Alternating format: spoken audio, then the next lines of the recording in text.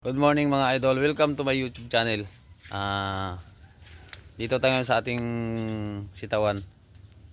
Papakita ko sa inyo yung namumunga natin sitaw. Ayan mga idol, ang dami na namang pitasin bukas, mamimitas tayo ulit kasabay ng pag-harvest ng ating pichay. Ang ganda ng variety nito mga idol, ay mahaba at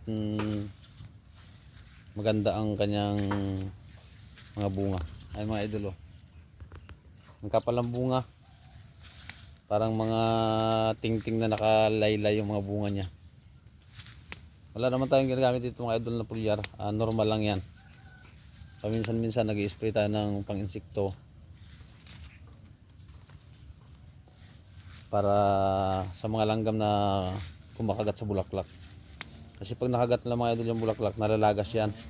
Sayang naman pagka nasira. Ayan mga idol, bali 500 puno nga lang pala ito, pero ang ganda ng bunga niya, ang ganda ng maganda kasi ang panahon, kaya masigla ang tanim. At mga idol, paki-subscribe na rin kung nakarelate ka sa mga video ko sa aking gulayan. Paki-subscribe na rin at libre naman. Thank you for watching, magandang araw.